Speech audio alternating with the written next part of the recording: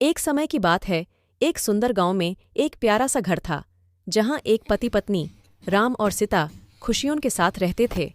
सीता एक समझदार और संवेदनशील महिला थी, जो अपने पति से प्यार से और अपने सास गायत्री देवी से सम्मान से पेश आती थी। गायत्री देवी थोड़ी स्ट्रिक्ट नजर आती थी, लेकिन उसका दिल बहुत बड़ा था।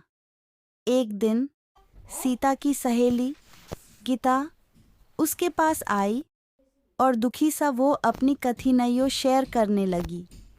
उसने कहा, सीता, मेरे सास मुझसे बहुत नाराज रहती हैं। उनका व्यवहार मेरे साथ बिल्कुल भी सहन नहीं होता। सीता ने गीता को समझाने की कोशिश की और उससे बताया कि समझौते से और प्रेम से ही हर मुश्किल हाल होती है। उसने कहा, गीता, कभी कभी हमें अपने व्यक्तित्व को बदलकर अपने रिश्ते को समझाने की कोशिश करनी चाहिए। शायद तुम्हारी सास की भी कोई बात होगी जो उन्हें परेशानी दे रही है। गीता ने सीता की बात सुनी और अपने दिल में विचार किया।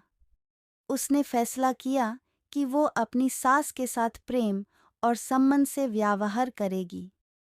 अगली बार जब वो अपने घर आई तो उसने अपनी सास से संवाद किया और उनकी बातों को ध्यान से सुना। गायत्री देवी ने देखा कि उसका बहू कितनी समझदार है और उसने अपने व्यवहार में थोड़ा सा बदलाव लाया।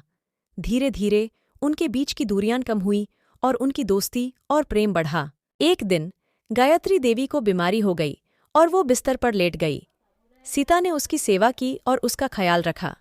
गायत्री देवी ने सीता से कहा, बेटा, मैं जानती हूँ मैंने तुझे पहले थोड़ा सा तकलीफ दिया था, लेकिन तू ने कभी मुझे सम्मान से और प्रेम से देखा है।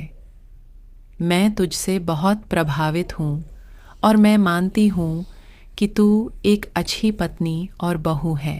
ये सुनकर सीता बहुत खुश हुई और उसने कहा, माँ, आप हमेशा मेरी माँ ही रहोगी और मैं हमेशा आपकी सेवा करूंगी और आपका ख्याल रखूंगी। गायत्री देवी की बीमारी धीरे धीरे ठीक होने लगी और उनके घर में खुशियां वापस आई।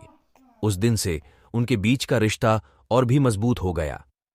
इस कहानी से हमें ये सीख मिलती है कि प्रेम और सम्मान से रिश्ते मजबूत होते हैं और हमें हमेशा दूसरों की बातों को समझने की कोशिश करनी चाहिए।